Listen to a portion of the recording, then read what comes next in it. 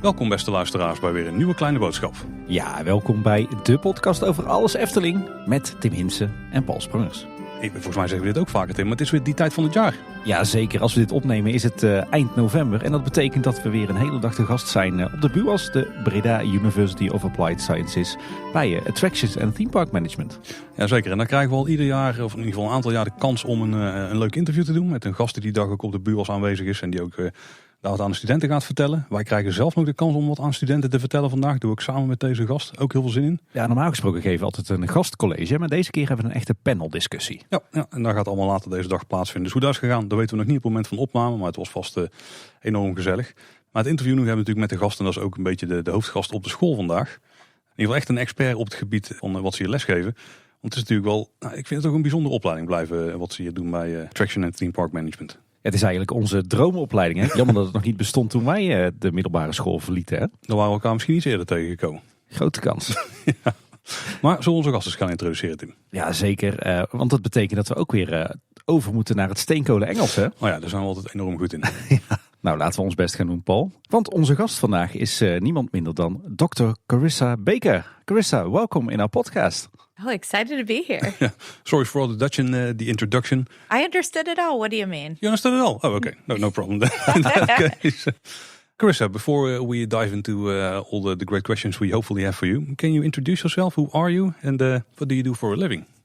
Yeah, so happy to be here. Excited to be back at BUAS again. I have been here several times in the past and very excited to talk to your listeners on your podcast. So I'm Dr. Carissa Baker. Right now I'm an assistant professor of theme park and attraction management. So we have the letters a little bit switched from BUAS, but I'm at Rosen College of Hospitality Management, which is at University of Central Florida, which is in Orlando, Florida. So I teach theme parks. I research theme parks for a living. I have, a real passion, especially for theme park storytelling. So I do a lot of research in that area as well.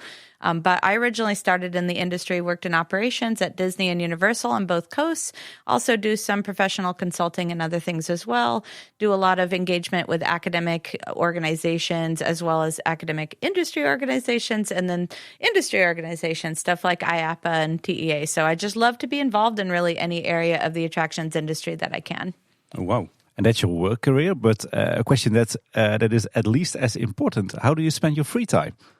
Oh, well, I tend to go to theme parks and attractions in my free time as well. So not always theme parks. I do also love national parks. And my husband and I kind of have a thing where we just love to travel the world. We love to look at cultural attractions, natural attractions, but very much also theme parks, amusement parks, anything like that. Really enjoy that. So I kind of live, work, and play all related to the theme parks. And I do live in Orlando, Florida, so literally live in the theme park capital of the world. Your life is theme parks.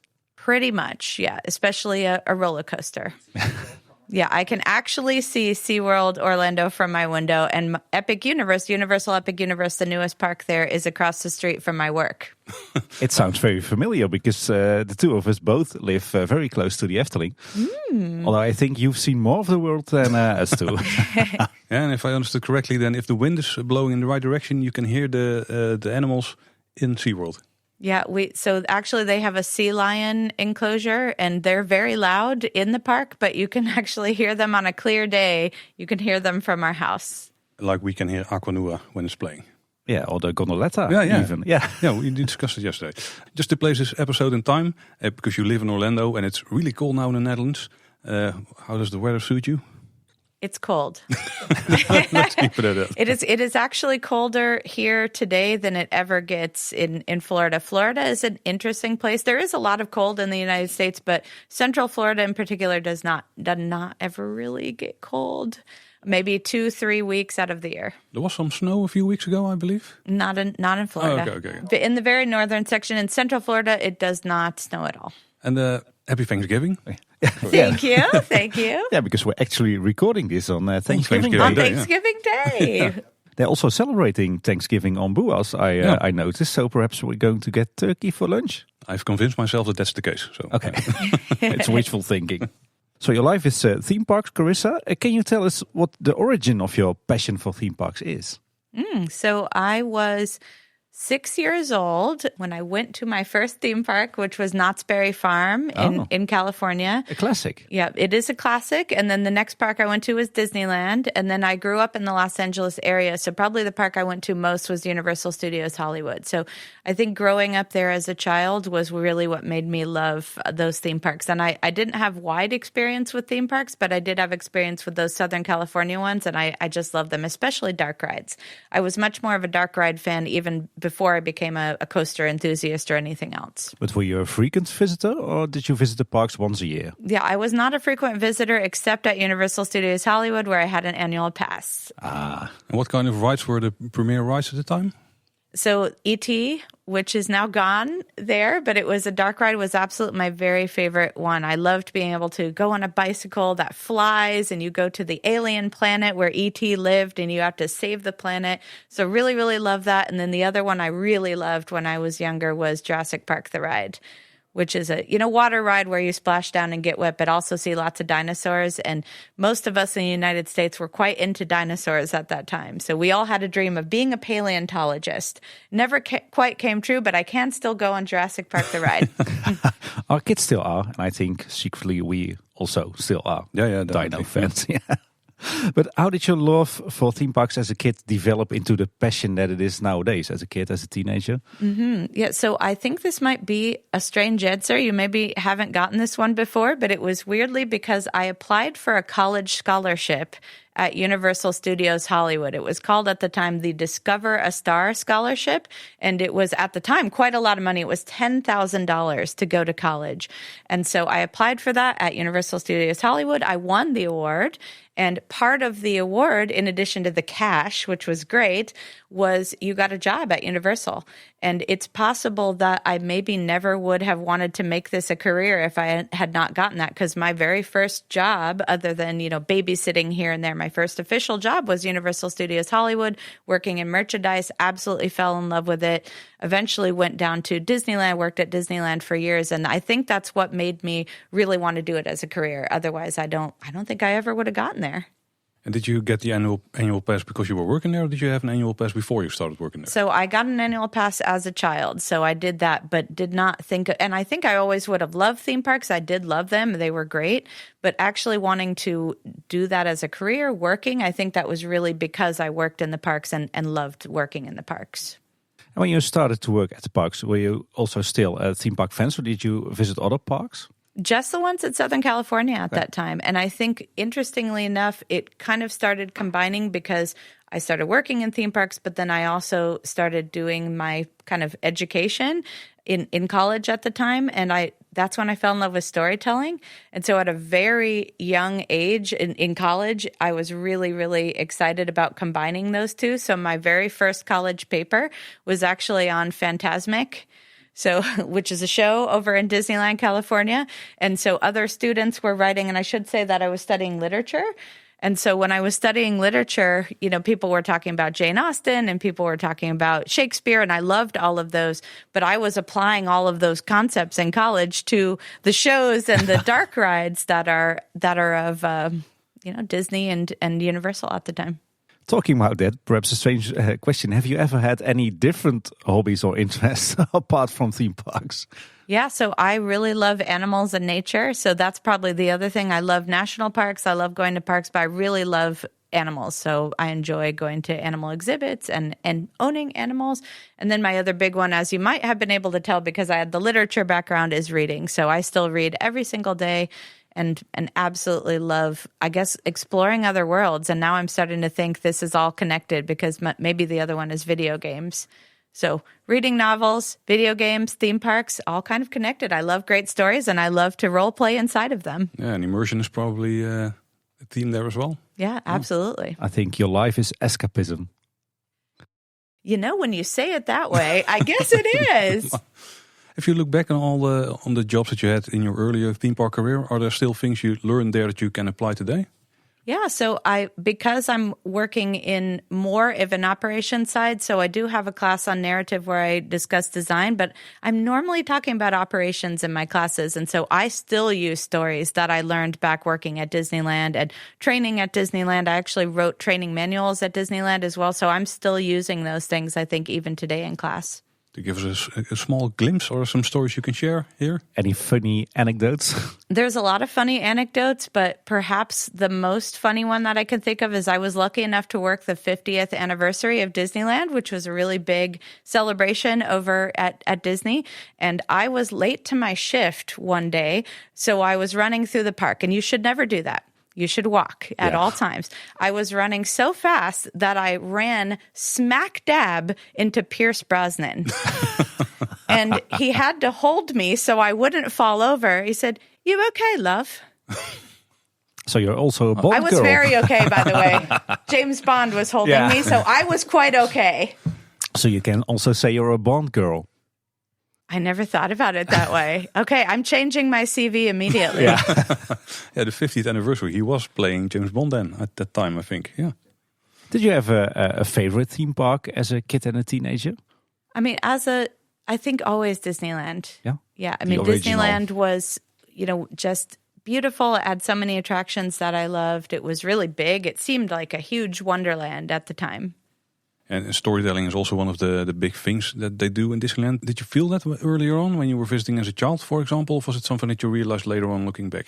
I think later on looking back, and I think maybe the thing that really drew me to become a fan, maybe beyond even being a scholar or working there or any of those things, I think was actually the Fantasmic show.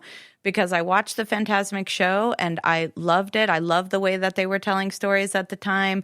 Really very emotional, kind of connecting a bunch of Disney favorites all together into one show. I really love that.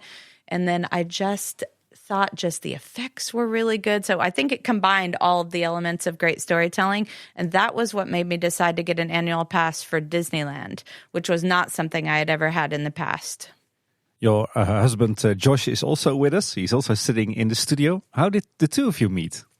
Well, it's funny you ask because we met working at Disneyland. It was a pretty tough choice between Pierce Brosnan and Joshua Baker, but, one liked theme parks more, so I had to go there. No, so we actually have kind of a funny story that we were meeting, which was I was supposed to be leaving the position that we were on Honey, I Shrunk the Audience, which was a theater attraction at the time.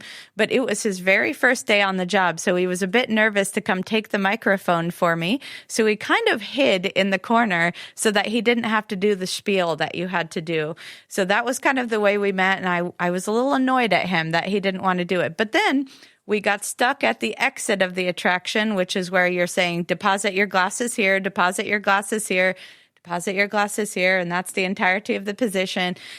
But during shows, there's nothing to do because you're just standing there waiting for the show to exit. So we started talking about Epcot and realized we had a mutual love for Walt Disney World, and in fact talked about another show, Illuminations Reflections of Earth, which was the Epcot kind of water nighttime spectacular. Found out we both loved the show, actually sang the song We Go On from that show, and we said, okay, I like you too, let's start dating. So 20 years later. You're a real Disney couple. Mm-hmm. If we follow your career and started education, you got a grant and you used that to go study somewhere. What was your study that you chose? So I chose literature and really wanted to look at theme parks as literature. So I was doing that all the way back as an undergrad. I would eventually do that in graduate school as well, but I loved those theme park stories. I can't imagine that that's the regular step up to work in the theme park industry. Literature? No, not at all normal, yeah. But I would say, though, because I was writing trading manuals, English or writing did kind of make sense. It connected because it helped me become a better writer, but then also helped me look at the theme parks in a different way. And what was the next step that you took? Can I tell this story online or on air here? I'm going to. So I Googled, what is the closest university to Walt Disney World? and learned that University of Central Florida, a great institution, obviously seemed like the right choice for me. So then I moved there to Central Florida, to Orlando, and studied literature there, and very much was able to connect the theme park still, but now on a more advanced level, a more rigorous academic level with the master's degree, and also got to work there at Disney World as well as at Universal Orlando Resort. So it was a really strategic choice to go to Florida. Very strategic choice. So I would love to tell you it was because it was the best institution, but it was actually the closest one. But strangely enough, it ended up being the best institution because even today in 2025 in the United States, it's not common to have theme park-based programs. But University of Central Florida had those. So you had your passion for theme parks and you just looked for a university where you could combine that with your education. Yes. Were there more people like that who also chose that university because of its location? I would say absolutely yes. And now that I was actually the lead developer of the theme park and attraction management full degree, we had curriculum for a long time, but we didn't have a full degree until only 2 years ago. And I would say that's the majority of our students. So many of them are coming from out of state, several international students as well from different regions, and they're all kind of selecting UCF, I should say, is the shortened version of our university. So they chose UCF partially because it is an excellent institution academically, but also because it's the location it's prime. It's a bit like BUAS in the Netherlands. That's the place to go to when you want to have a career in the theme park world. Mm-hmm. But you were already together with Josh back then when you moved from California to Florida. Did he agree to go with you to Florida? Oh, it was so difficult to get him to go to a place with so many theme parks. Yeah, it was very difficult. He's smiling from ear to ear. We hear that Florida is also more affordable than Los Angeles. It is indeed more affordable. But you studied at the college, and at the end you started working there. Were there a few steps in between, or? Yeah. So after my master's degree, I started teaching at what we call is like a 2-year college. We call them community college or state college, a 2-year college. So I was teaching there. I was teaching a Disney class, which was really enjoyable, looking at the history of Disney, the kind of culture surrounding Disney, including fan culture and things like that. And then the influence that Disney has had somewhat in animation, but also in theme parks and in culture generally. So it was a really fun class to teach. But during that time, I also was getting my PhD. And so my PhD was all about theme park storytelling. And so that was what you needed to get the research job that I have now. And what was your thesis? So it was actually called The Theme Park as de spreken, an entire thing about theme parks and how they tell stories. And I use the spreken as kind of the metaphor for everything, because this is this character from Efteling who tells stories and he passes them on to people, but also collects these tovertakken, these magic sticks and the different stories from around the world, and then shares them with people. And I thought that's exactly what theme parks do. So it was kind of this moment. I was very lucky to have interviewed Olaf Vogt from Efteling at the time. And there was the picture, like a very early concept drawing of this character. And he told me the story about kind of his development, but then also what he's doing in the park. And now there's been a musical and everything of him. And I said, this is it. It was just this kind of moment of inspiration where I realized I wanted my thesis to really be directed towards how theme parks tell stories and also how that storytelling has changed over time. How did you end up at Efteling for your thesis? So I ended up at Efteling because I met the amazing Dr. Monique Kover, and she was a scholar of the Efteling. So Efteling was her thesis, and she did an entire thing about fairy tales, and it's very illuminating to me. It had not been very common to see people talking about theme park storytelling. So when I met her, when she came to my university, to University of Central Florida, I just instantly loved her topics. And then she became one of my advisors for my graduate program. So were you already traveling around the world, or was the Efteling the first park you visited in Europe? I don't think it was the first. The first was Disneyland Paris, for sure, because we did have that love of Disney. We had this kind of desire to do all of the Disney parks. And I forgot to mention earlier, we did Tokyo Disney as our honeymoon. So we, as you said, we were very much a Disney couple. And I think if you look at theme park fandom, a lot of people start with a particular park or a particular operator. So for me, that was Disney and Universal because that's what I grew up with. But I truly fell in love with the rest of the world of theme parks when we started to travel more extensively. It all sounds really terrible. Yeah, it was hard work doing research for my dissertation, yeah. Such a difficult life, yeah. Maybe to provide some insight to our listeners, how many parks have you visited over the years? So close to 250 now. We're about to meet that. And for those of your listeners who love roller coasters, we just hit 850 roller coasters maybe 3 weeks ago. Do you keep track of it in Excel? Or I might, in fact, have several ways that we keep track of it. And my husband does the Excel for roller coasters. I do the kind of a Word document for theme parks. Do you also score them? No, not really. I mean, we talk about them a lot, but we don't score them or anything. We do sometimes rank attractions, though. And what's your current role at the Central Florida University?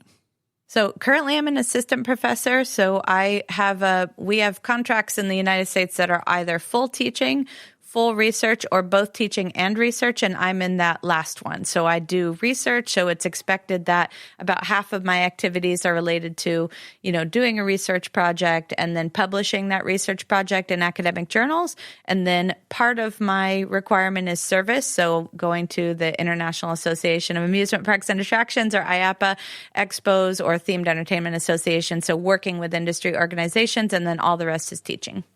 What are some of the last things that you published?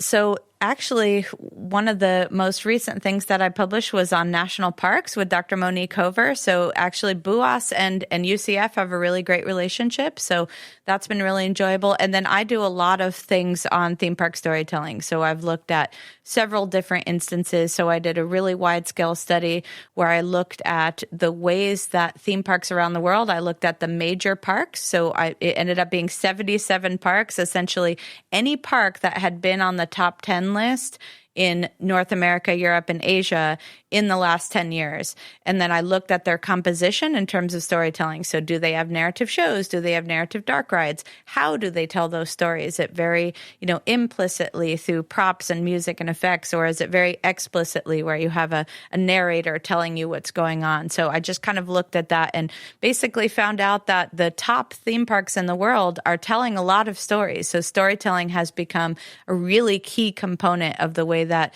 successful theme parks are operating. So I looked at that as well. And then the most recent thing I did was actually looking at theme park music and how is music used to tell stories in the theme park. So any way I can insert storytelling plus theme park is a study I will do. Yeah, and we went on the Flying Dutchman yesterday, Tim, and Carissa was humming along with music there. Was one of your favorites, right?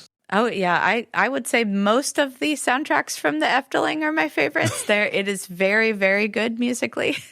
We agree. I think it's a good thing they have their own composer. Mm-hmm.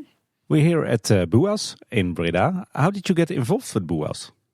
Yeah, so I was a graduate student still in my PhD program when Dr. Monique Hover was invited over to do a lecture on her work on the Efteling. And I was invited to attend that lecture. And so that started this very long relationship, I would say. It's been over 10 years working with them. So I was invited as a visiting scholar in the past. I was actually one of the keynote speakers for the ATPM program symposium when they got their 5-year anniversary. So I did that. And now I'm here as a visiting scholar, and we've done several research projects together. So it's a really beautiful relationship, I would say. It's funny to know for our listeners. Monique is also with us in the studio. She was before in the podcast several times. And ever since we got to know Monique, she immediately told us, you need to meet Carissa. You need to meet Carissa. She's my hero. You need to get her in the podcast. And now we're here. I think your name was mentioned in every interview that we did with Monique. Oh, gosh. I think you're an inspiration to her. Yeah, let's talk about storytelling and to lay some groundwork. How would you define storytelling? So, I mean, this is kind of a hard question because we've been studying storytelling for a long time. In my studies of literature, we have kind of a theoretical approach to storytelling called narratology, where it's the study of narrative. And so it's very complicated, but I'd say that the easy way to understand it is there's a story, and a story is a series of events in a particular order that is chronological. So a beginning, a middle, and an end. Usually you have characters or entities of some sort that are going through those kinds of actions. And then the other part is the telling of that story. But the telling of that story can be in any order. You could do anything you want. So you can have a flashback. You can have a flash forward. You can take some things out of the middle. You can take the end off. You could do whatever you want really with it. So it's really fun to see the different combinations that you see between this core story and then how it's told in different mediums. And that's storytelling in general. How would you define it for theme parks? For theme parks, that's actually maybe an even more complicated question, because we often use a lot of the same stories. So I think of the fairy tale forest, they're using the same stories that you might see as an oral tale or as a written tale, a literary tale in a movie or a play theater production.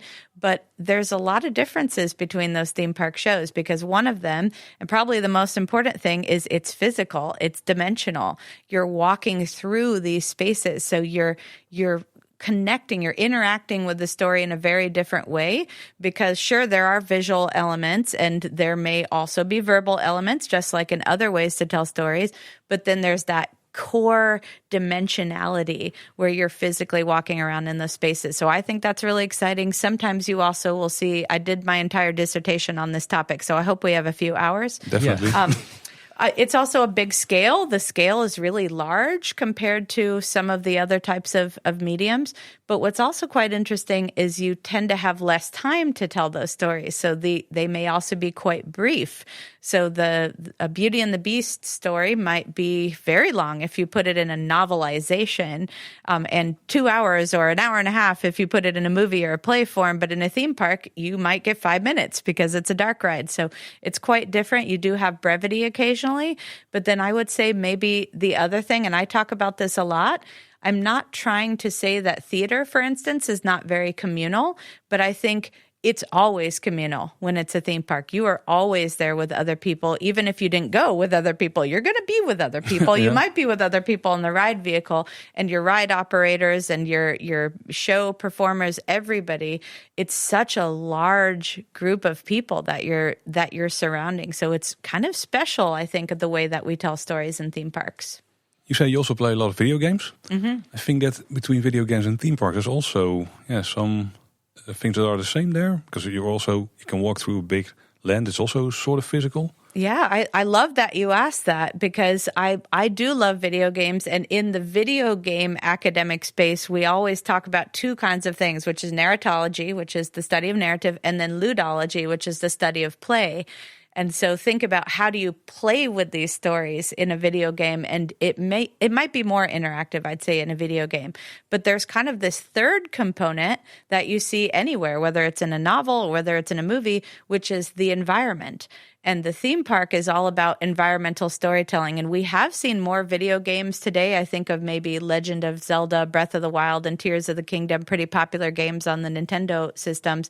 They're all about walking around in space and exploring and discovering. And I think at its core, that's what a theme park is. It's exploration, it's space, it's discovery. Maybe the communal aspect is a bit less. Depends on the game, maybe. I think so, but I think you can comfortably play many video games by yourself on the couch. Yeah. Definitely. You already mentioned implicit and explicit storytelling. Can you explain the difference to our listeners, and do you have a preference? Oh, that's a really good question. So in a lot of Monique Cover's studies, she talks about implicit versus explicit storytelling. Explicit storytelling is how I'm telling you a story right now. It's very verbal. It could be a book. You're being told the exact content of the story. Implicit is much more environmental.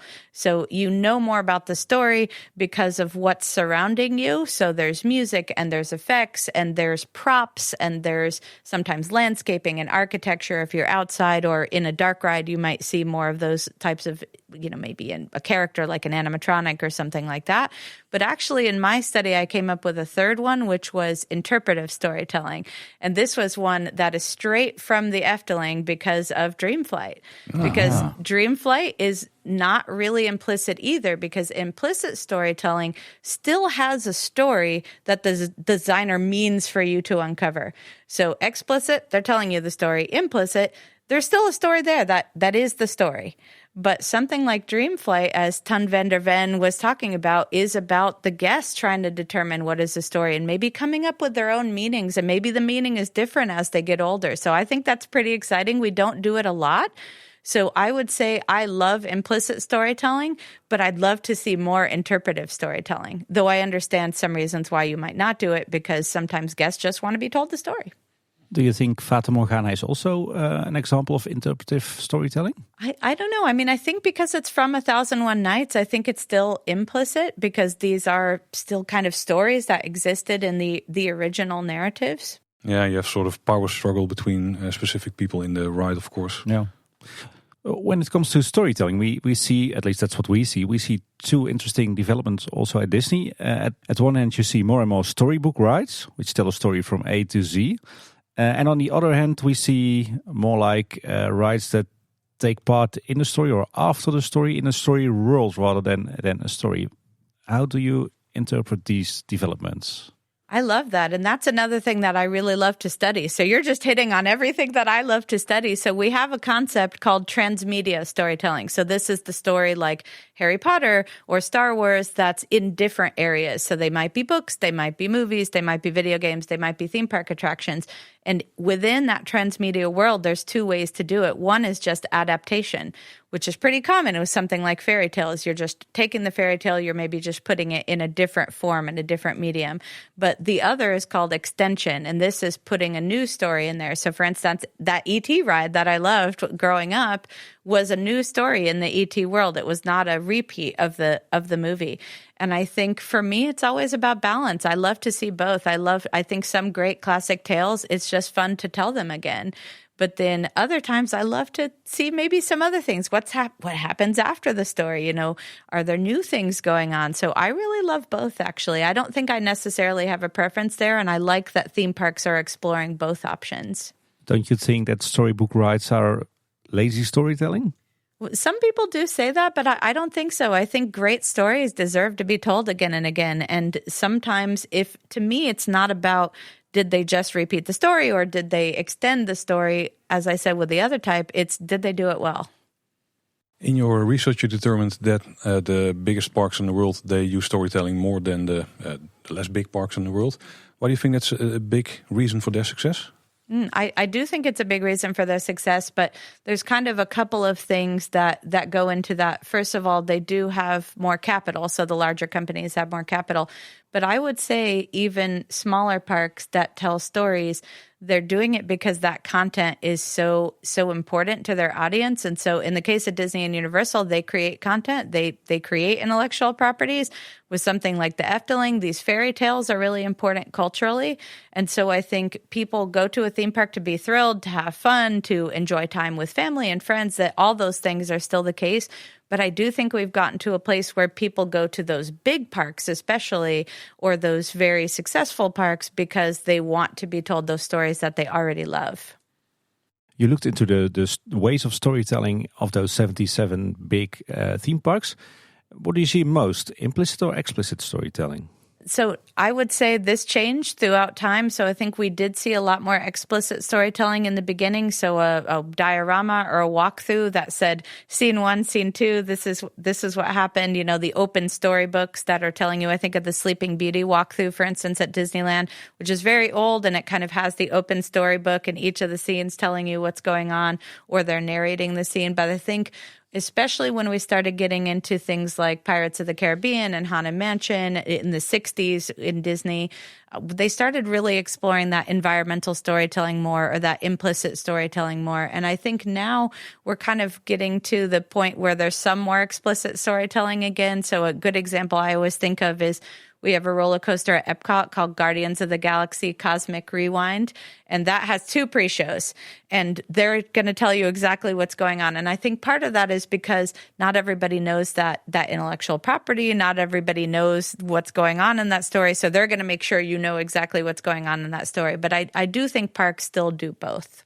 You've been to Epic Universe, the latest, and no, I don't know if it's the greatest Universal park. It might take some time to get there. What do you see there with regards to storytelling? Yeah, that's a good question. So I would say they do have 2 stage shows. Stage shows generally tend to be more explicit, but I think it's still primarily implicit. It's a really beautiful theme park, so I think they've done a really good job. And I should say, because when we're talking about implicit, explicit, we often talk a lot about rides, but there's also the whole world that those rides are in. And Epic Universe is in the more recent model of theme parks, I would say, which we would call like the immersive world paradigm or the single intellectual property or multiple intellectual property immersive world, where everything is tied together. So you have your rides, you have your area development or the spaces in between, we like to call it, the food and beverage, the retail, all of it is connected to this one idea of you are in this different world, you are in this story world, and in particular, you're in the story world of this intellectual property. And that tends to need to be implicit, or you're just you're in a play. It doesn't seem quite as immersive. If I say, you are now entering How to Train Your Dragon, Isle of Berk. This is the land from the How to Train Your Dragon intellectual property, where you meet a young leader called Hiccup and his dragon Toothless. Imagine if we did all of this stuff explicitly, it would get a bit tired. Yeah. So I would say the implicit model is what you're going to see in those more immersive spaces. And we've really started to even extend that to being about detail. How many little details are in there to make it quite authentic? When you just did that spiel, I was teleported back to the studio tram tour in the Universal. Yeah. That's why they do that. Talking about a successfully immersive story world, how do you create that? That's a really hard question for one question on a podcast. I mean, you have to do a lot. And I would say the big thing that you have to do is minimize the distractions and the different areas that are inconsistent with that story world. And I think it's easier to do this if it's not from an intellectual property. So I think of one beautiful land in Disney's Animal Kingdom is just called Asia. And, that could be complicated as well to represent all of Asia in one single land. However, you're much less likely to notice contradictions because it's this more maybe exotic concept of it's Asia. It's meant to be kind of 3 cultures combined. So you're not necessarily going to say, well, that wouldn't be in India because you're not in India. You're in Anandapur. You're in a totally different place. But when it's the Wizarding World of Harry Potter, it needs to be like Harry Potter. So you have to do an exceptional amount of research to make sure that your vision of the story world connects with what the guests see that story world is. And the deep fans, I would say the deep dive type fans, they'll notice if you mess it up. What are examples of things you don't need to do? So how can you prevent from messing it up? Right. So I'll tell you a really funny one from Universal, which I think you'll like. There's the Moaning Myrtle character that's in the Harry Potter world, and she, lives in the prefect's bathroom, which is inside the Hogwarts castle in that story world. Well, Universal thought it would be fun to have her voice in the restrooms, but down in the area of Hogsmeade Village. And that actually bothered fans that were really connected with that story. They said, well, she's not in that bathroom. That's not where she goes. So it's kind of funny because even those small little inconsistencies, so they've really tried to take those out. So for instance, you cannot buy Coke products in the Wizarding World of Harry Potter because again, they want you, well, why would you buy that? That's a Muggle drink. You have to go to some Muggle land if you want to get that. But here we're going to have just the Harry Potter stuff. So it's all about building a world and almost even building a surrounding world around that just to make sure it's very, very detailed and that you can't tell that, you're at a theme park. And one issue that we've seen quite a lot with several parks is sight lines. And so you can easily see that land. It might be you might break the immersion a little bit. Or even if you're in that world, I can think of one example where Universal Studios Beijing was phenomenal, very beautiful park. But on the side of Hogwarts Castle, you could very clearly see the show building. And so I think a lot of guests won't mention that or won't notice that, but it does kind of have a little bit of that immersion breaking effect. But interestingly enough, you see that more and more also at Disney, that show buildings are in fact visible from the park. Do you think that Imagineers find it less and less important, those sidelines? I mean, I think over time, sometimes you have to put buildings where they go. And one of the things that we've seen is nearly every one of the Disney parks, certainly, but as well as all the new Universal parks, have been master planned. And so you can kind of perfectly orchestrate it. But then they keep going, and they're open for decades and decades and decades, and you run out of space, and you have to put somewhere. Maybe you didn't want to put that building there, but it goes there. And you think of, especially because I already mentioned Guardians of the Galaxy, there is a very large show building that is just sitting right there, and you could see it from everywhere. But of course, when Epcot opened, they wouldn't have known that they would need to make that a space where you couldn't see it. So I think part of it is just operational requirements. But I do think it's going to depend on the designer. Does the designer really care about the sightline thing or not? So I think it depends. So that's why we don't have new show buildings in Disneyland Paris, because of the sightlines. I think that if they wanted to hide the Guardians of the Galaxy show building, they would have needed to put up a new mountain range in Florida. A full mountain range, absolutely. Or very, very tall trees. Back to storytelling now. What do you think that the importance of storytelling is for theme parks? Do you think that an amusement park could ever become successful without storytelling? Yeah, I mean, I think amusement parks are successful without storytelling, but at least in the United States, we see a huge difference between amusement park and a theme park. An amusement park, we tend to classify as anything where the main attraction are the attractions. But then the theme park tends to be the main attraction is the story world. It's the theme. It's that underlying message of the park. So we see those as two different types of entities. And I would actually say it depends on the region. I just did a large-scale study of Japan. And in Japan, amusement parks are amusement parks, and it's fine for them to be amusement parks. But we have seen, I'd say certainly in Europe and in North America, more of a move towards, even if you're an amusement park, you should probably have at least one dark ride.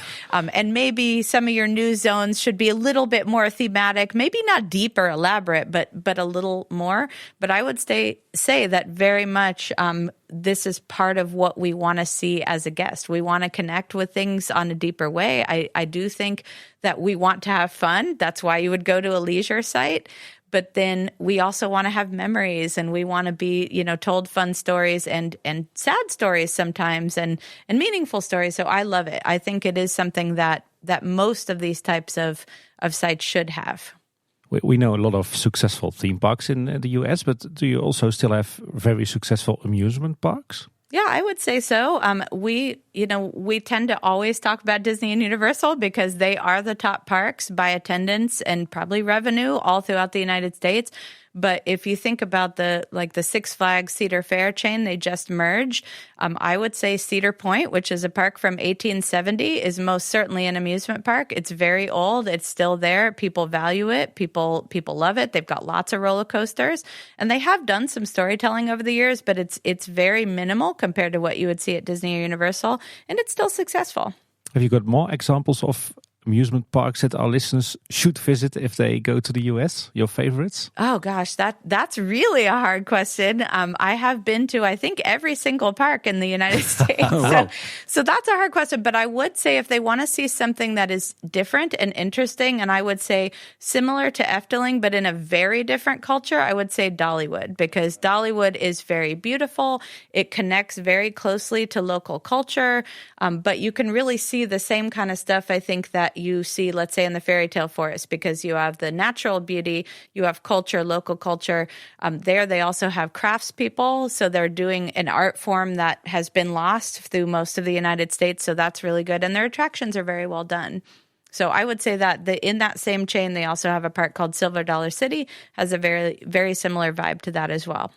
We hear those names quite often. Yeah. They're quite high on my list of parks too, that I at one point want to visit. They are difficult to combine. Yeah, I don't have a good excuse to go there yet. I want Besides to go going to the park. Research trip. Yeah, research trip for the podcast. Yeah. That's what I always say, at least. I mean, come on. That's how everything is serious research to me, gentlemen. Yeah, I want to go to Coney Island, but just for the history. Yeah. And that Coney Island cyclone is still there. Yeah. And there are some really old amusement zones. I would also say Blackpool Pleasure Beach in the UK is another one where, it's basically still an amusement park, but it's got that kind of history. It's got fun rides. So I do think that there are still great amusement parks in the world. Yeah, but there being a lot of history surrounding a park is also sort of a story that is told there, that they can tell there at least. Yeah, of course. And I think even whether you have a lot of storytelling contained in your park, everyone also has personal histories that they connect with. So every park is filled with storytelling. It just may not be by the operator. That was a great way to turn it back to storytelling. Yeah, well done. Maybe one of the rides in the Efteling that also has the same excuse to still be there is Python, because it's an old ride. It doesn't have a story, although you could imagine, if you don't look too closely, that the track has the shape of the skeleton of a snake. That's what I always imagined it depicts, but I'm not sure if that's really the case. What's your view on that? Yeah, actually, it's funny you mentioned the Python, because when I had that interview years ago with Olaf, that former Imagineer, he mentioned to me, he was upset with me because I had mentioned that I thought Python was not themed and it didn't have any storytelling. And also, this type of ride is not uncommon. In fact, we had one in Florida when I lived there. But then he reminded me that everybody had these stories about going on the Python. The Python is their first roller coaster. And as I started meeting more and more people from the Netherlands, a lot of them told me this was the first roller coaster that I ever rode. And it was so fascinating to me because, of course, the U.S. is huge. So we all have a different roller coaster. Mine was Montezuma's Revenge at Knott's Berry Farm. That was my first roller coaster. And even my husband's, I think, was also Knott's, but it was a different, it was so wacky soapbox racer. So even between us, it wasn't the same first roller coaster. But going on that, thinking about the anticipation of going on your first roller coaster, maybe you're scared of going on your first roller coaster. Maybe you're going there with your family or your friends. Maybe you were dared to go on that. These are all stories. It's funny, every time you pronounce Olaf in a typical American way, I immediately think of this snowman. Also Disney mind. Well, we know who you're talking about. Back to storytelling. What are the do's and the don'ts of storytelling in a theme park? Oh, that's another thing that could take an hour. You're asking me all the hard questions. But sometimes we make podcast episodes of 3.5 hours. So well, that explains a lot. Okay. So I would say the do is always, you have to answer the question, so what? I think this is the do for all storytelling in every medium. Why should I care? Why does it matter? And so sometimes it's because you're going to care about that character. And sometimes you just want to be in that world. I think of, one of the reasons something like Harry Potter or Super Nintendo World at Universal or Pandora, the world of Avatar at Disney is so successful is because they say, look, you can travel in this world that you can normally only see on screen or something like that. So that's really exciting. But also, is there a human connection? And so one reason we love to gravitate towards something like fairy tales or other types of great stories is because they connect with our lives. Maybe we've had adversity and we're going to conquer that. And maybe we've felt sad or maybe we've had fun and something like that. So all these things connect, I think, with the human connection. If we forget the human connection and just immediately say we can make technology, we're going to create a technological story that doesn't connect with your humanity, I think it's never as successful. And when you start thinking about that, you also think about the craft of storytelling. So how do you make a great story? So you connect with it, of course, you connect with emotion, but it also needs to be told well. And so if it is too complicated, if you have several subplots, this is a theme park, okay, that you at most have 30 minutes, let's say, with the show, 5 minutes probably if it's a dark ride. You can't have all kinds of subplots and things like that. That's really confusing to do that. I would also say if you are fully implicit that this is really great because it means anybody from any language can truly understand it. But can they? Have you made the cues clear enough that you know what's even happening? And with theme parks, I would say maybe as well as video games, you also need to understand your role as the guest in the story. So that's a huge do. Do the guests know what they are in your attraction. And we actually talk about sometimes theme parks have a bi-narrative structure. So that sounds all fancy, but it basically just means you're doing something at the same time that the external characters are doing something. So sometimes, Pirates of the Caribbean, let's say you're watching those characters do things, but then you are also in a boat, you're going down a waterfall, these kinds of things. So two things are going on at once. So we always have to remember that, because if we make it too complicated, have too many things going on, then you can't really figure out exactly what the key of the story is. And in a novel, it's completely fine to have that depth. It's a lot harder in a theme park. Yeah, and some interesting points, especially with regards to the stories that, for example, and I think that's a luxury for them, that Disney and Universal can tell, because they create a lot of IP, and it's a discussion that we always have within the Efteling community. Does the Efteling need to bring in external IP? Because I think you do have an advantage, at least people connect more easily with certain stories if they already know something about them. But the Efteling, they sometimes can use existing stories like myths or sages or fairy tales, of course. But then you also have something like Baron 1898, where there's a hint of a myth, but that's it. Does it make it more difficult to tell a good story if you don't have an IP to base it on? So that's another great question. And one of the things that makes stories easy to tell is narrative familiarity. So if you already know a bit about the narrative, then of course you're going to understand it more. So when I first went in the fairy tale forest, I did not speak Dutch. They do have the little books there, but it's just giving you kind of a small summary. But a lot of these stories you can still understand if you have that context. And if it's a story you don't know I would always have to ask someone like Monique and say, what's going on here? I don't know this story.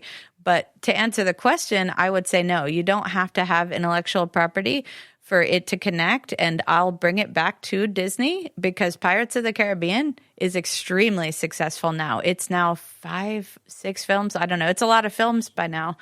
They have a lot of films, but this started in a dark ride. It was fully an original story, but because it was based in kind of the tradition of, pirates, adventure, exploration, we kind of still understand it. So I don't think you need to have intellectual property. And I think Efteling is certainly an example of a park that has created intellectual property from their work. And Disney has done that in the past. Of course, it is easier. You asked if it's easier. It's easier because Disney creates several movies per year. That's easy content that you could just put everywhere. But I think the long-lasting stories are going to be great, whether they're original or whether they're IP. Yeah, because one of the studies that we sometimes try to do is to break apart what's happening within Symbolica. Because we think that's an interesting case, we think, because it's too implicit, I think. Was it clear the first time you wrote it what the story was, if there even is any? Because we are still not clear on that. Right. So I would say that's a bad question for me, because let me just explain that I am a person who knew that Galaxy's Edge, the Star Wars land at Disney, was going to open. So I read both novels and the comic book before I first stepped foot. So we always use this concept in the U.S. at least when we're talking about theme park guests, and we say that some of them are waders, and then some of them are swimmers, and some of them are divers. And I'm a diver, so yeah. So I had read the entirety of the story of Symbolica. I had to understand who is the character Almar and what's his relationship with Pardoes, and so definitely I knew the story, but that's only because I looked it up in advance. It's harder now to go back and say, would I have understood it if I hadn't done pre-research before? I think that's maybe easier to say with something like Danse Macabre or something that I didn't go in knowing anything about. Yeah, but I think that some of the things you told us earlier on was that storytelling, in a good story, you need to have a beginning, middle, and end. And I think that might be a thing. There's not really a clear arc when going through Symbolica. There's not really some tension anywhere or something that we always, or at least the Efteling community again, always compares it to Mystic Manor, which it's inspired by. And that is a really strong storyline, I think. And one of my favorite rides in the whole world. So interesting that you're mentioning it, but I want to tell you something about that, because we also have differing perspectives on storytelling structure based on where we are. So I always tell the story to my students, and in fact, just told the story yesterday to the Efteling designers, which is there was a show that was from Japan called Cinderellabration that was brought over to the United States as kind of a treat. It was an anniversary at Walt Disney World. They brought one attraction from every resort kind of as a celebration. And this was a very popular show in Japan, but almost everybody disliked it in Florida because it had no tension, it had no conflict. It didn't really have a clear, what we would call the Western dramatic structure. So the normal structure of drama, theater, movies, even video games, in even theme parks, we tend to see this is the structure we're used to. And that's just not the case in the East. So they have very differing viewpoints. So for instance, a lot of the rides in Japan have actually taken the villains out of some of the stories because that's not what it's about. So their storytelling preference is different. So I do think that Symbolica does seem a little bit more like some of those Eastern dark rides that have maybe a little less conflict. So it's very interesting that you're thinking about structure because we're just so used to that structure in the West. What you just told us about Japan really explains Studio Ghibli. Yeah, it makes sense now. Yeah. So we're missing tension and a climax in Symbolica.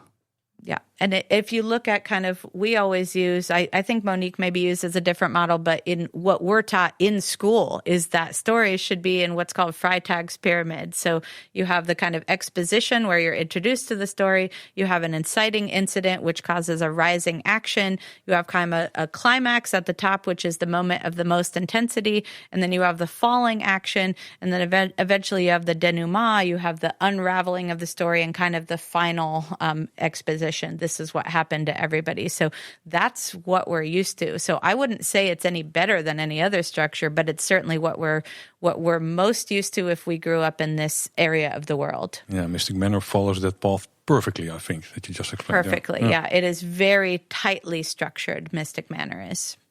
And you're working towards a great climax in that ride. Talking about the bi-narrative aspect, which was new to me, but I recognize it. When you look at Fata Morgana, the characters have interaction with each other, but some of the characters also have interaction with you as a visitor in the boat. Is that a way to handle the bi-narrative aspect? Yeah, completely. Because I think about when you sit there and watch a traditional play, we do now have interactive theater now. Immersive theater is quite different. But a standard play, a standard movie, you're just passive. You're a spectator. And in a theme park, you really should try to bridge the gap to not just be a spectator because they are physically there. So even those small little interactive elements, my favorite is probably when the tiger lunges at you. So they're lunging at you as a person who's now in the story world with them. I think that's essential to kind of make us feel like we're truly authentically there instead of just, again, spectating passively. But it seems we see that less and less in modern dark rides. Yeah, I mean, I would say that this is kind of an interesting discussion, again, that I could talk about for a long time. We have changed a lot because we have started to see more attractions without a bi-narrative structure, where there's only one, which is the first person of you going through the attraction. So a really great example is Flight of Passage. This is a Pandora simulator ride based on Avatar movie. And that is about you. You are the main character. And so you do not see the film characters at all. They're not in there. And when the scary dragon type banshee thing comes and attacks, it's trying to attack you, and you have to settle down and sit and wait because you're tired. So it's very much about you. So they've eliminated the two type structure. So a lot, I think, of modern design is more about you're the person who's doing it rather than this thing's happening here and you're also doing a thing here. Oh, okay. Interesting. You also just mentioned Danse Macabre. What's your view on the storytelling in there? Or in that attraction? Yeah, so I mean, I thought it was very implicit. There was only maybe one explicit notion to the point that I had to make sure that I was correct and that, you know, this conductor that's outside is also the ghost that's inside and you're going to a concert. So I think that it's just one single sign that's explicit and all the rest is implicit. But I would also say that's exactly how Spoke Slot was. Spoke Slot was very implicit. So it kind of made sense to me that carried over there. But I should say, I also bought the book for the attraction, and it's all in Dutch, so I'm going to have to use my phone to translate it. But now I'm really interested because that's clearly explicit storytelling, and I don't know what it is yet. So I look forward to reading that. You're putting on your diver's gear again. Yes. But that's a typical example of a different story based in the same story world, because the book doesn't describe the story of the ride itself. Yeah, sort of a precursor to the ride. Sort of. In your opinion, what are some of the best examples of great storytelling within theme parks? And we have 3 more hours, you said, right? A little bit less. All right. So I would say 3 immediately come to mind. So one of them is Mystic Manor, because you mentioned Mystic Manor. I think Mystic Manor is one of the most perfect attractions in the world. I think it's beautiful, agreed, of course. Agreed. It's fun, but it's very contained. I really think you don't need to know. So it does have kind of little Easter eggs to Haunted Mansion or Tiki Room or things like that, but you don't need any of that. You can just go on there. And my favorite part about that attraction, I think, is that they introduce this really cute character, Albert the monkey, who's a mischievous monkey trope, no doubt. We all know what that is. And he opens the forbidden music box, and you shouldn't open it, but he does. And then it animates everything in the dark ride, and it all comes alive. So this is very fun. But I also just think maybe because of the scale of it, this is not the most large dark ride or anything. It's very self-contained, and it is a trackless ride vehicle, so you can kind of move back and forth and look at the scenes. I really love kind of how tight it is, how structurally sound it is. It's very much beginning, middle, and end. You feel for the character because he's very cute, but also very funny. I also love, because I lived and worked in China, so I lived in Shanghai, so I love that they used the Monkey King or Sun Wukong, so bringing in the local culture to kind of pepper that into the story to make it even more maybe meaningful to the local culture. So I just think it's great. And I also love dark rides, so there's that. But then I'm also going to tell you about a show that maybe your listeners don't all know about yet called Le Cirque Arcanu. This is the new Fantastic Beasts and Where to Find Them based stage show that is in Universal Epic Universe. And I really love this. I don't want to give too much away in case they ever go and check it out in Florida. But it's this really interesting story where you go in and watch this circus, and the circus is kind of on its last leg because it's a circus, but it's a circus without animals, because that character Newt Scamander has kind of taken away all the animals. And you really get to watch what the circus is like, but then also see the world of Newt Scamander's suitcase and everything like that. And it's really well done in terms of storytelling, because I think sometimes stories rely too much on one thing. You know, this story is about the rise of a character, or it's about greed, or it's about this. It kind of has multiple things, including greed, but also transformation and wonder, exploration. So I think it has a lot of themes in one, which I love. But I'm going to tell you actually one more, which is one that made me cry, which is something called The Lovers of Verdun. In Puy de Fou. And Puy de Fou is really great at walkthroughs, and I liked all their walkthroughs, but this is just some of the most powerful storytelling I've ever seen, because it's about these 2 lovers, and it's about the guy who's in the war and then his woman back home, and he's narrating how things are going. And he's kind of saying, oh, everything's great, I should be home by Christmas, but it's not. And you go through the horrors of war. You truly get to see this is what World War I is like. You're seeing people scared. There's this one scene that's really affecting where you have a person who's kind of shivering and shaking. And then we see that obviously people are going to die because it was the war. But then what you're hearing on top are these letters back and forth between these 2 lovers, and with you knowing that she's not getting the truth at all because of course he wants to shield her. So it's truly beautiful. So I don't know. I think theme parks can tell stories great. I think sometimes we underestimate their ability to connect with us on that human level. There's a lot of emotion in that ride, in that walkthrough. So much, yeah. Do you also have examples of really terrible storytelling in the world of theme parks? And why? Yeah. So actually, I have been on a ride called Dino Rampage. Sounds great. I could talk a while about this. Yeah, it's amazing. So This is actually at a chain of parks called Fantawild, which is the second most visited chain in the world by visitation. They're mainly an operator out of China. Oh. They have dozens and dozens of parks, and they have truly phenomenal experiences. Some of the best dark rides I've ever been on are there. Oh, well, okay. So that's the preface. However, they also have a ride called Dino Rampage. And first of all, you can immediately tell it's a bit of a copy-paste because the outside of the building looks like the WonderWorks building, which is kind of this, I guess, fun play museum that you have in the U.S. You start going through the queue, and it's kind of a bit of a knockoff of the Spider-Man queue from Islands of Adventure, so another kind of fun dark ride. So it kind of looks like a newspaper office because that's what it is in Spider-Man, but why are we in the WonderWorks building? It's an upside-down building. Why are we in a newspaper office? It's very confusing. Then you board the ride vehicle, and the entire thing is essentially about soldiers and dinosaurs, and they're in a conflict. I'm not sure why. I don't know when they're in a conflict. And it's very much like a motion-based dark ride. So you're bouncing up and down like you are in Spider-Man, and the soldiers are shooting the dinos. And the dinos are, we'll just say, eating the heads off of the soldiers. So very unpleasant as well, a bit gory, but also you never understand why you're there. And then there isn't really any clear ending. So that was pretty poor. Sounds like a really strange dream. Yeah. Another study you have been doing is on narrative immersion in theme parks. And that's together with the BUAS as well. Mm-hmm. Can you tell us more about that?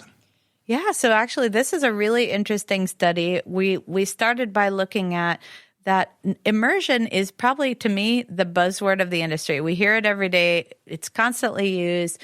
But do we really know what it is? And do we really know how people get immersed? And we really wanted to understand, how do theme park guests get immersed? And it started with kind of a model that looks at 4 different ways someone could be immersed. So they could be physically immersed in time and space. So you could do that. But then you also have sensory immersion, where you're kind of adding those additional layers of sights and sounds and smells and things like that. But then we go to kind of the deeper levels of immersion with cognitive immersion. Is your imagination engaged? Do you really feel like you're there? Can you suspend disbelief? And then that final level, which I think is still probably the hardest one to hit, which is emotional. Are you emotionally immersed? Do you actually connect in that, again, that human way that we've been talking about throughout the broadcast? So we started with that model. And the first study was one that I had done with some collaborators in China. And we looked at how Chinese guests are immersed. So what are the things that actually contribute to immersion? And we found out a lot of different things. But then we really thought, culturally, a lot of things might be different. You know, you might do this a different way if you're in a different place. So then we partnered with BUAS to look at the European context. And then we studied Dutch visitors to do the same thing. You know, how are they immersed? Is it actually different from China? We did find some differences between the two.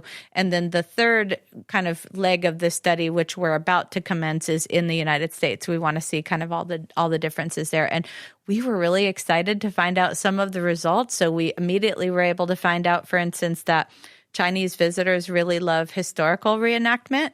That's something really interesting to them. Whereas when we looked at the Dutch visitors, they were more interested in the kind of fictional fairy tale, that kind of thing.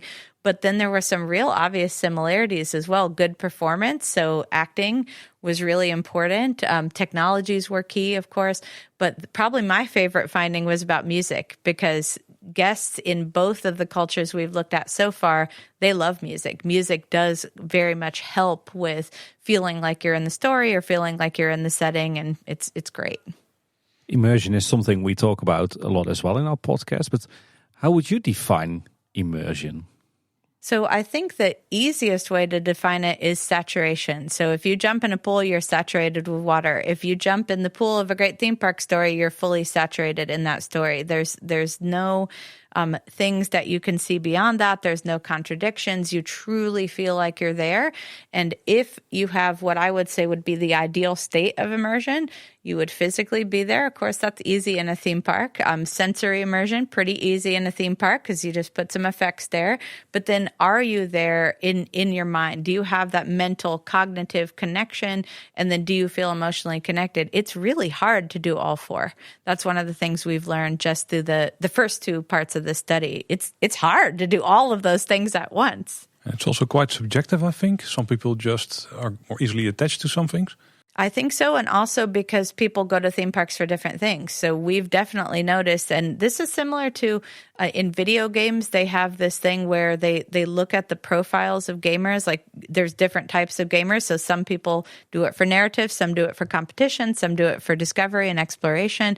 But it's very much the same with theme parks, right? Some people are going there for the social experience. It really doesn't matter about the attractions. Some people are going just for fun and thrill. And then some people, especially I would think the listeners of your podcast, are going there for the deeper levels, to look at these places, to be engaged with these spaces. And they may go seeking that. It's obviously easier to immerse someone who goes seeking that than someone who's like, I want to ride roller coasters and that's it. I have a good example of that. Recently, I visited a new show in the Efteling, and I thought it was so beautiful that I even cried. Well, I know one thing for sure, Paul. If you're going to visit that show, you're definitely not going to cry. They might have other reasons as well, maybe. Now, there's also a park in the Netherlands that we completely disagree on the impact that it has. Can we translate this in Dutch? It's a farmer's park. It's the Adventure Farm. Adventure Farm, yeah. But it's a totally different story. No, but that is a really good example of how subjective stuff like this could be. Because I can objectively say that everything that they do there is immersive, but it doesn't hit me in any way. So it's very bland to me personally. Yeah, that's right. And can I just add to that your personal context is always going to play a role in this. So designers can only do so much. So they can create something, and your reception to it, they can't really plan. And I think it really depends on that personal context. And one of the things that I always talk about with my students is my personal context as someone who's played video games since I was a child meant that when I went into Super Nintendo World for the first time, I also teared up and I loved the music, and I can point to every single Easter egg and say, oh my gosh, that one is from Super Mario Galaxy. So I can do that. But then we've seen plenty of people who go in there and they don't have any connection at all. They don't play video games. Maybe they've never even seen the Super Mario movie. So you can probably still, though, accomplish something great if the design is good enough. So there's still plenty of people who might go in there and say, wow, that's really well done. I mean, I'm not going to cry over it, but it's really well done. And I think that's the same. You're just going to have greater connections based on your personal history. Yeah, in Super Mario World's case, it's the other way around, I think. Super Nintendo World is called, right? Mm-hmm. Yeah, that's not my cup of tea. When we're looking at immersion, what's the connection between immersion, successful immersion, and escapism? Oh, that's a good one. That actually brings me back to this idea of the experience economy, and they have these different realms of experience with, entertainment and education. But one of the ones that they have is escapism. And so I think that theme parks have long been connected with this idea of you're in a different world. And we can actually look all the way back to the original World Expo attractions that kind of eventually spawned amusement parks and theme parks.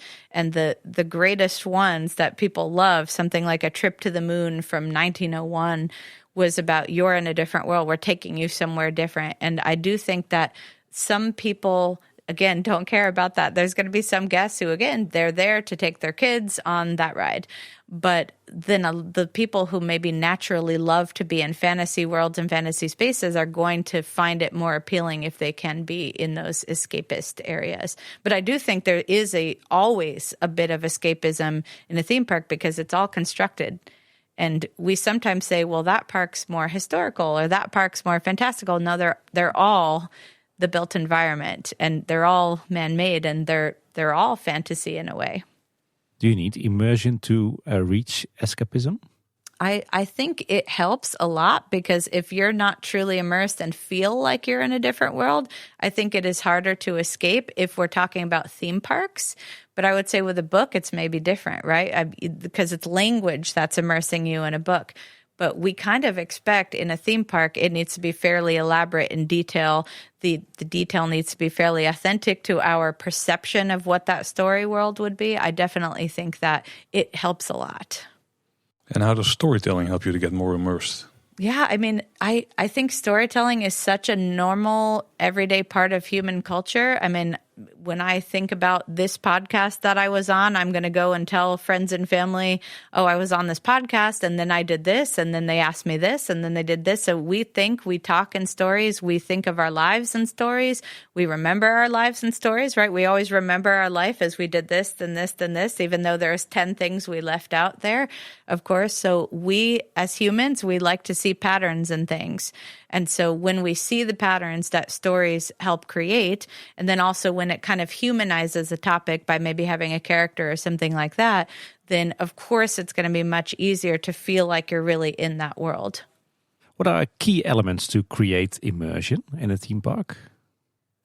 So that's an interesting question, and it brings me to a concept we sometimes talk about with students about the original Disneyland. So in the original Disneyland, they had a physical barrier that surrounded the park that was supposed to say that's different from the real world. So this was called the berm.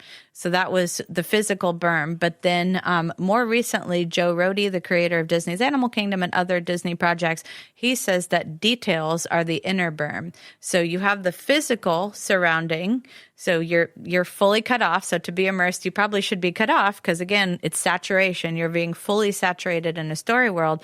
But the more little tiny details, the better. And I always get really excited when I go into a queue and there's just all these random props. Yeah.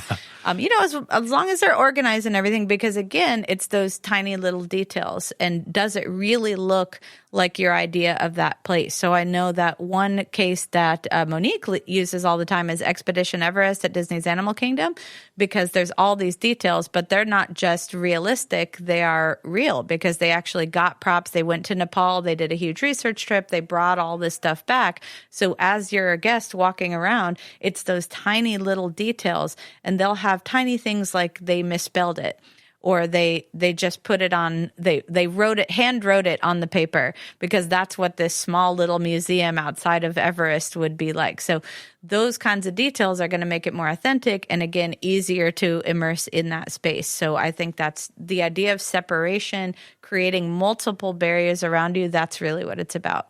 But those details shouldn't be random. They should tell a story.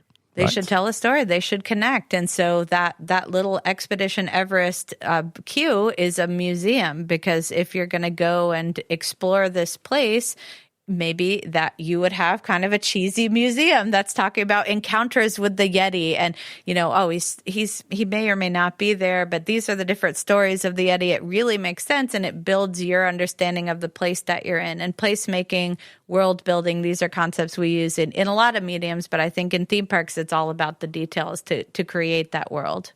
And great implicit storytelling. Great implicit storytelling. You just told us that you really enjoyed music in theme parks. But with regards to immersion, what role does sound and music play?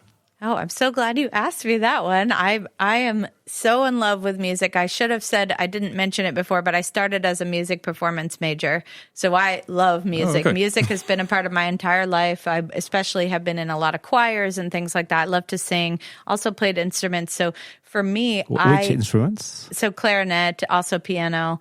And to me, music is inextricable from the theme park environment. It's one of the things that I most immediately connect with. It's something that I think we all have memories. I could probably name the Efteling attraction and you could immediately hum the thing in your head. So, yes. Yeah. Yep. I also think it goes deeper than that. I think it helps build brand loyalty as well. So external to the design side, it's very, very important. But I actually am the organizer of a theme park music and sound conference, and am also the editor of a theme park sound book that we're doing through Cambridge University Press. So I love this topic, as you can tell, and I think it plays two really key roles in immersion. So one of them is the narrative stuff that you've already been hitting on a lot here. So it helps to tell the story. And in some attractions, it literally tells the story. So I think of Enchanted Tale of Beauty and the Beast, which is a trackless dark ride in Tokyo Disneyland. And the songs from the movie are what is telling the story. And so that is explicit storytelling, I would say, of course, but it's musical storytelling. And so you're being told that. But I would say every time you hear music in a park, you're being told a story. And that story is usually, what place are you in? So how do you know where you are in a theme park? What is related to that? And tell a couple of stories about this in class. One of them being, we're talking about setting, placemaking. Well, how do you know you're on Main Street, USA, which is this turn of the century, small town Americana type place, because the music immediately cues you to that's what's playing. Now imagine Main Street, USA, and they're playing contemporary pop music. It would be a different place. And my favorite story related to music has got to be, there's a more of a amusement park, but they did do pretty good in terms of they created a thematic environment. They have a ride called Medusa, and it's got Medusa's temple there, and they have bamboo. They try to make it, look vaguely exotic, we'll say. But then I remember the first time we went on this ride, and Beyonce was playing. And I like Beyonce, of course, but why is Beyonce playing? That is very strange. That doesn't put me in a place. It puts me we're in a random place that is unthemed. And so I would say music is critical if you want to create the thematic environment or a narrative, but especially that greater narrative of place, as in where are we right now? Music is something that we've seen in theme parks and rides for decades. But more recently, soundscape is something that parks add to theme plans, to rides. Does this create an extra layer of immersion? Absolutely. I mean, again, when we're talking about details, we're talking about what surrounds you. Probably the best example to me of soundscape has got to be Pandora, the world of Avatar, because Pandora is set on an alien planet, and it's what I always tell my students. I love hearing good theme music, but why would the wilderness be playing music? That actually doesn't make any sense. That's more of theme park design rather than reality. So what do? They have the places where you enter this world that are not human inhabited. They're natural. So you hear animal sounds, and that's what you hear. You hear insects and different animals walking around. But then as you get closer to the human areas, that's when you start hearing music, because humans love music. So it makes sense. So that truly helps to immerse you, to put you in that spot. And this kind of way that we use sound design is very much used in Universal Epic Universe. So they have very strategically created a soundscape. They have a day and night scape in some of the areas, but probably the best thing that I saw there in terms of sound design was, of course, this is a park that has like 4 IP worlds, and you have portals that you enter. But and so when you enter those portals, you're going to hear the music from those IPs. But before that, if you walk around their hub area, which is called Celestial Park, all you have to do is walk in a circle, and you could actually close your eyes and know where you are, because they do these transitions between spaces. So if you walk by the Super Mario area, they're playing the background sound of the Super Mario song you're going to hear when you get inside. You walk in front of the Asian restaurant, you hear, Asian instruments kind of come in, but they're all weaving into the song that Celestial Park is playing at the time. It's pretty impressive. Yeah, so wow. I think soundscape is going to be used a lot more in the future. So those are some great examples of immersion. What are your absolute favorite examples of where immersion is done really, really well, or achieved really, really well? I mean, I all the lands I mentioned, I think, are done really well. I think a really good example I haven't mentioned yet would be Tokyo Disney Sea's Fantasy Springs, because Fantasy Springs is kind of interesting in that they went back to, I guess you would say, the older style of having multiple IPs in one single land. So this is the one that has Frozen, Tangled or Rapunzel, and Peter Pan. And they really clearly have these transitions between each of those sections. So it almost seems weird that they'd all be together. But they do a couple of things very well to make it very immersive. The first thing they do is music. So as you go to place, the music is tuned in. The music very much reflects the kind of tone of each of those films. So there's kind of jaunty things going on in the pirate area. In fact, they have a whole pirate ditty that they created, which is very silly when you go to the Peter Pan area. But then Frozen, that wouldn't make any sense. So that's very emotional. You hear a lot of stringed instruments and things like that. And then they also have another area called the Magic Springs. And this is the storyline that weaves together the entire land. So they have a backstory, but I would say it's a backstory, but they also tell the guest what it is. So they explicitly tell you when you walk in there's this spirit of the Springs who has listened to all these stories and then kind of recreated them together in this watery area. So they have the story that weaves all the areas together, which is why you can put these IPs together. But then the music, that soundscape, weaves it all together very sonically, and so it's perfectly immersive. I think it's beautiful. I just realized that this is the Japanese version of, I'm trying to pronounce it in English, the Sprookjes Prokkelaar. Basically, that's the same, yeah. Well, and then let's move to our favorite topic, although everything we heard from up to now was also really, really great, and we touched upon the Efteling a lot. But the Efteling, what was the first time that you were aware that there was a park in the Netherlands called the Efteling? Okay, so this may be the first guest who has told you this, I'm assuming, but I first heard of Efteling because we have a great debate that rages in the United States of what was the first theme park. Oh, okay. So since Efteling is always one of the players in this discussion, that was the first time I heard of it.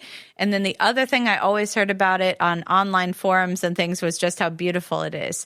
So those were probably the two things, which is this is one of the early theme parks, was it the first, and very pretty. It's often called the Dutch Disneyland. Mm-hmm. Do you agree with that? I do agree with that because Disneyland is one of my favorite parks on earth, and I love Efteling, but I do think it's quite similar because they both started with a really key animator. So I think Anton Pieck is not that dissimilar from Walt Disney, also had the children's market, has a very clear art style. I actually love the art style and the colors that they use there. I also think it's very similar in that both parks have generational visitation, as you would say. So you're taken there as a kid, and then you grow up and you take your kid there. Those are very similar, I think. But of course, there's a lot of differences as well. I mean, Disney is still very corporate. I think that I know that fans of Efteling have differing opinions on the different stages or eras of attractions, but it still feels a lot less corporate, of course. But I do think they both have a lot of magic. And I love both Disney and Efteling's use of fairy tales as this kind of cultural touch point. When was your first visit to Efteling, and how did you end up there? Yeah, my first visit was 2015 when I did my very first visiting scholar at BUAS. And I went with Dr. Monique Hover. And Josh? And Josh, of course. I go every single park with Josh.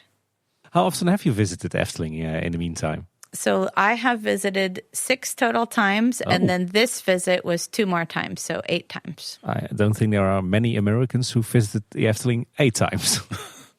And when you got there for the first time, did it match your expectations? Yeah, I mean, I don't know that I had a lot of expectations because I didn't have a huge amount of knowledge about it. So I would say it was the not meeting my expectations or even exceeding them. It absolutely blew me away. It was stunning. And how were your last 2 visits? So this week? Yeah, they were great. Yeah, but I will say very cold. It was very cold. And the first visit that I had this week, it had sleet. So I don't know how you would say that in Dutch, but it was snow and rain combined. Yeah. It was a Sunday in October. Yeah. Sorry, in November. What's your opinion on Efteling? And we still have a few hours, right? Yeah. Okay, so I love Efteling so much that I teach a bunch of classes at my university, and one of them is Introduction to Theme Parks and Attractions, and I do quite a few sections on Efteling within that. So, and in fact, there is one section of my class that's called Impacts, and so it looks at, sociocultural impacts or economic impacts of theme parks on their communities, and I only use 3 case studies in that part of class, and Efteling is one of them. Okay, and what makes Efteling so special that it's on your top list? Yeah, I mean, it's really hard to describe objectively, so I'll try my best. But first of all, I have a high preference for parks that have aesthetic character. I want my parks to be beautiful. Josh will tell you that I tend to really favor attractions that are beautiful or spaces that are beautiful, and I immediately thought Efteling was not just beautiful naturally, but clearly they were continuing to add to the beauty, whether it was the architecture, whether it was the landscaping. I love that, but I also love the Anton Pieck art style. I thought that was really beautiful. I was excited to find there was like peak blue, like a specific color that was there. So I love that. I also love fairy tales. So I think I came in with a bit of bias as someone who already loved storytelling, who already loved cultural tales. So I did love that. But I also was really impressed by the attractions in general. And now we know that Efteling is in the top 20 most visited parks in the whole world. But I also know it didn't start that way. So to see the kind of the evolution of attraction design over the years and how they've moved spaces out over the years, I found it very impressive. Is the difference in budget something that you keep in the back of your head when you compare it to other parks? Always. So we see kind of several different categories of parks, and Disney and Universal, the destination parks, they have the highest amount of capital. So I compare them with each other, but then the kind of next layer in terms of budget, I compare those with each other, and then a very small park, I'm going to compare those with each other. It's unfair, I think, to compare them. But what I would say is I bring my students here every year. I should say I don't come with them, but they visit every single year and they get to look around the Efteling. They all love it too. So it's not just me with my pre-existing biases towards beauty and storytelling. They all come back talking about how much they love the park. So I think for someone especially who has grown up with Disney, of course I didn't grow up with Efteling, but I did grow up with Disney, and I do think they are quite different, but also the similarities that they have would make it so that someone who really loved Disney would probably really love Efteling. You said you love theme parks because of their aesthetics. But there's a big difference between Efteling and most of the parks all around the world, and especially in America. And that's most buildings in the Efteling look really old, really weathered, something that Walt Disney really didn't want for Disneyland. Mm-hmm. How do you think about that? I think, again, when I want to be immersed in a space, and if it's supposed to represent something old, why would it look new? So I love the buildings. I think they're beautiful. The other thing too is I am from the United States, so I appreciate other cultures. And when I go to Efteling, it looks European.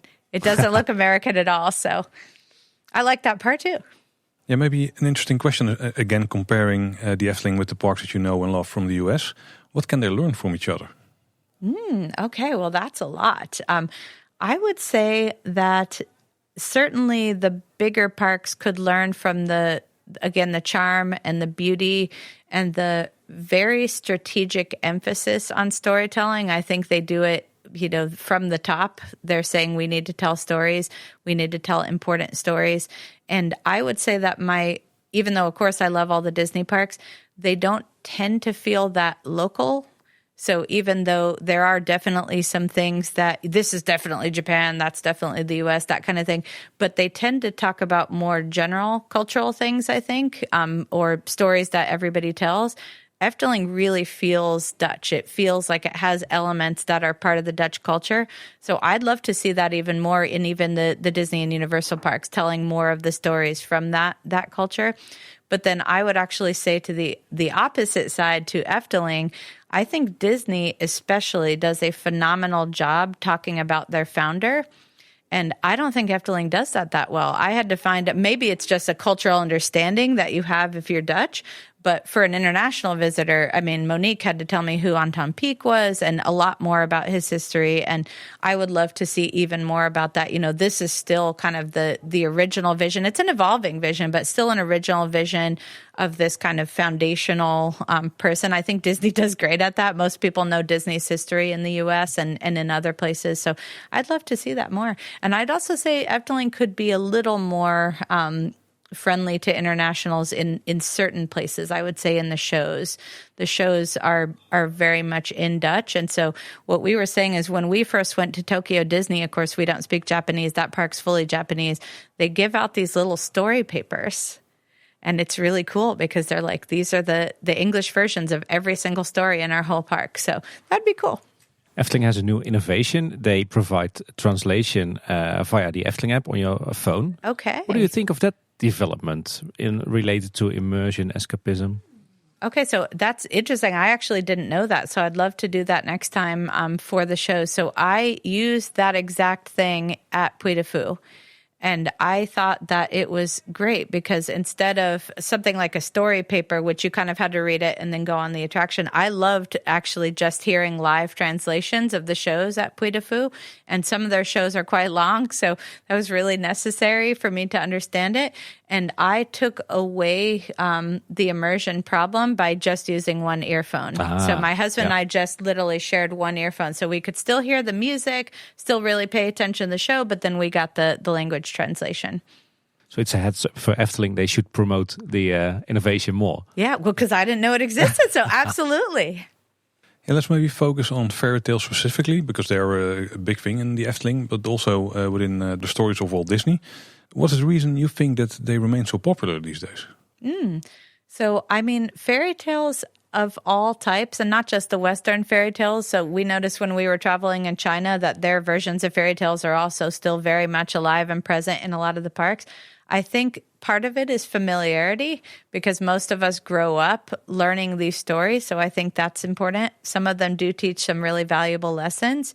But I also think we kind of love when things are magical and interesting. And so they kind of speak to that fun.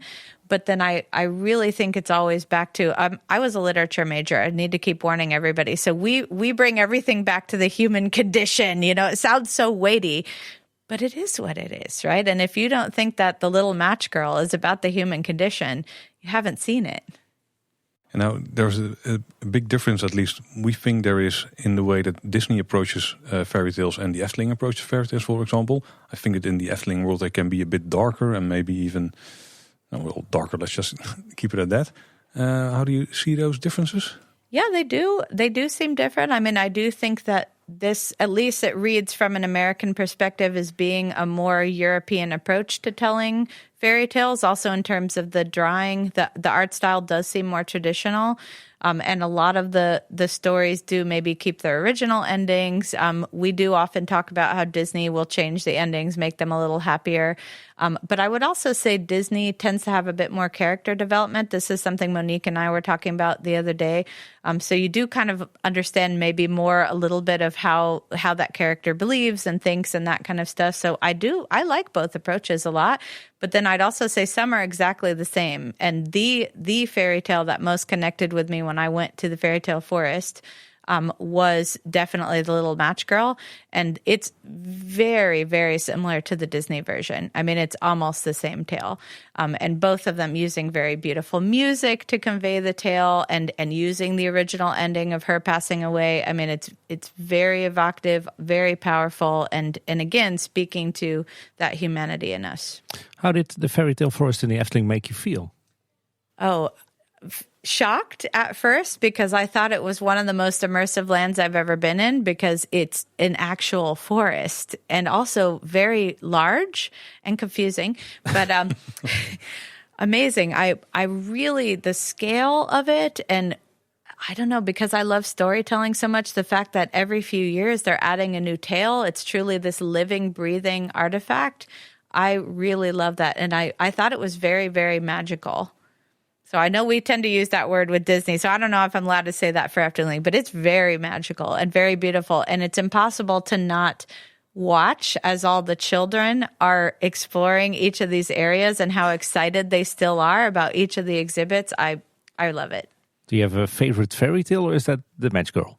I mean, I really love Pinocchio. I love the way that one is designed. I love how you kind of see the different sections of it. I actually use the Monstro kind of figure as the history of theme parks slide.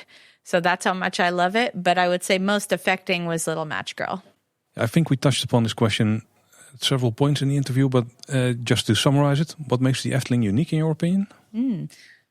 I think that it is its own entity. It is different from any other park, and I have been to nearly 250 parks, and I don't think that any are like the Efteling.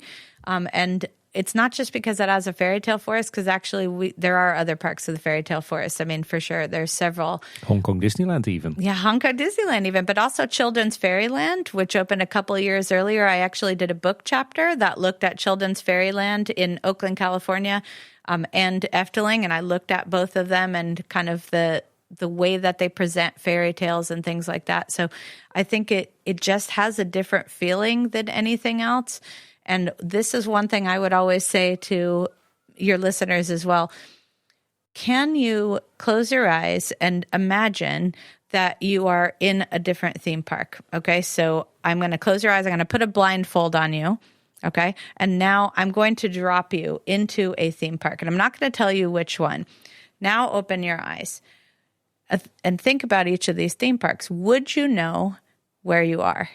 Because some parks, you probably wouldn't. Maybe it's nondescript. Maybe there's a lot of concrete. Maybe there's no very obvious attraction that you're sitting in front of. Maybe it's something like Universal or Disney where you might have to look for a few minutes to figure out which one you're at because there is kind of similarity between the thing. But I bet that you would know Efteling because it looks different. It has a different architectural style. It has different priorities, I think, than some of the other parks. So, and I bet you would. Or maybe you stay blindfolded and you hear that music and I'm in Efteling. Okay, I got this. Yeah, makes sense. Yeah. Good point there. Yeah. Then to end the interview, we want to ask you some rapid fire questions, although feel free to expand as much as you like. And to start off easily, I hope, what's your favorite attraction in the Efteling? Okay, that's not an easy question. Not an easy what one, do you sorry. mean? Okay. I would say I like most of them, but I love Dreamflight. I love it. It is just so beautiful. I love that it's the interpretive storytelling. I love the colors, the textures, the music. Of course, I'm going to say the music for almost every attraction at Efteling, but I love the music. It's really good. And I love that it is really like nothing else. I mean, absolutely like nothing else I've ever been on. I mean, I think my husband, let's see if he nods. Would you agree? Yeah, it's like nothing else. It's great. We stay in Efteling for a while. What's the most beautiful spot in the Efteling, do you think? I mean, of course, I'm going to say the fairy tale forest. Yeah. I mean, what did you think I was going to say? But I was impressed by how pretty the new Dance Macabre area is. It's really nice. And I should say, I really loved Spoke Thought. So I was worried about this attraction, and it was great. And I bought the sweater with the Sforte cat on it. So. You're scoring a lot of points among our listeners now. And maybe some questions about theme parks in general. What are some of your favorite parks you visited? Okay, well, I think Disneyland will always be my historic park, just like Efteling, I'm sure is for you. It's, the reason I'm sitting here, in this interview. It's kind of what sparked all my joy.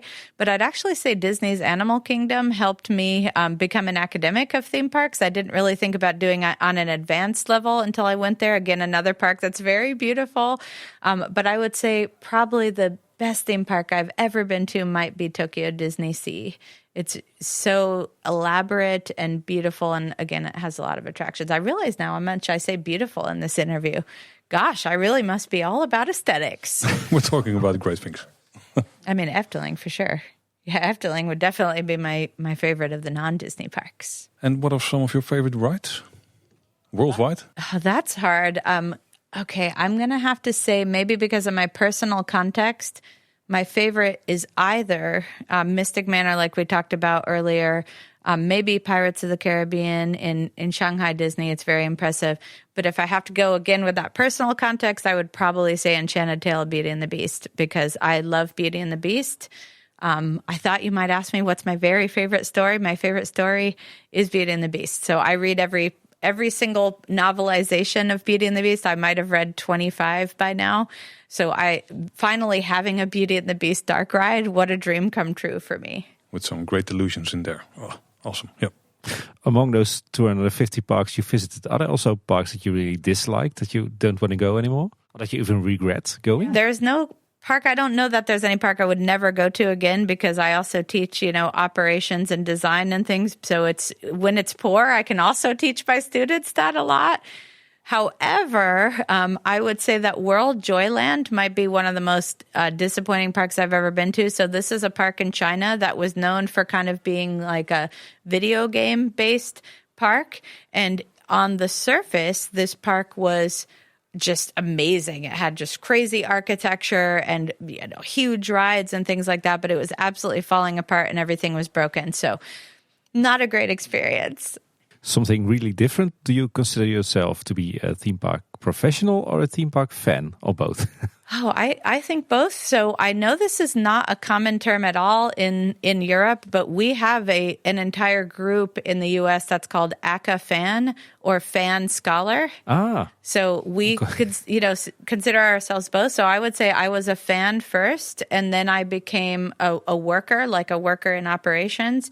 And then I became a scholar. So scholar was the last spot, but I still do see myself in the professional context as well. And I do kind of feel like one of my favorite parts of my job is showing people how amazing the art form is, because I don't think enough people realize what an art form it is and just how great it can be, I think, how meaningful it can be to people, how there's whole podcasts about the Efteling. I mean, come on.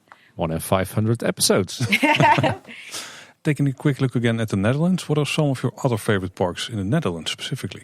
Oh, so I actually had a pretty amazing visit this week to Madurodam. Oh, okay. So I had known about Madurodam in the past, and I went there 10 years ago, but a lot has changed in 10 years, and I was able to go there, see all of the new attractions, and they're really excellent, and I was particularly impressed by one called a Vindjager. I don't know if I'm sure I said it incorrectly, but it was a windmill dark ride, and it was a very small scale dark ride, so a small footprint dark ride, and the way that they used that small space, and presumably the smaller budget, certainly not the budget of Disney or something like that, or maybe even Efteling, I'm not sure.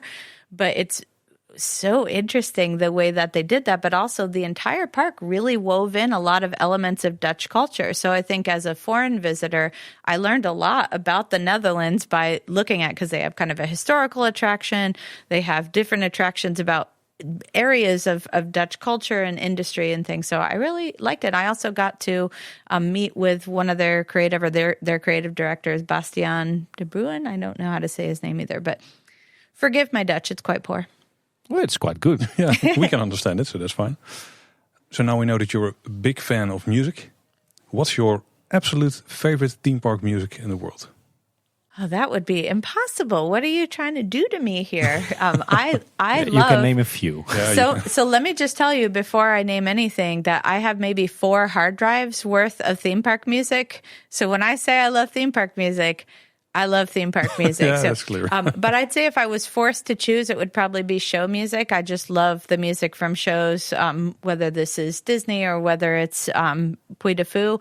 And I think for attraction music, I think Efteling would absolutely be in my top 10. I'm pretty obsessed with a lot of the tracks. And I think personally that Villa Volta is very underrated. I'm just going to put that out there. I completely agree with you.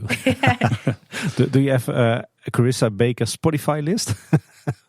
No, but I have quite a few of my own playlists, so happy to send it to anyone if they want to hear it. One final question, which will also be very difficult to answer, I think. What's your favorite story? So I think that one is Beauty and the Beast. I mean, I think it is my favorite story just throughout time, but I also really love fantasy, so there's a lot of different fantasy stories I love as well.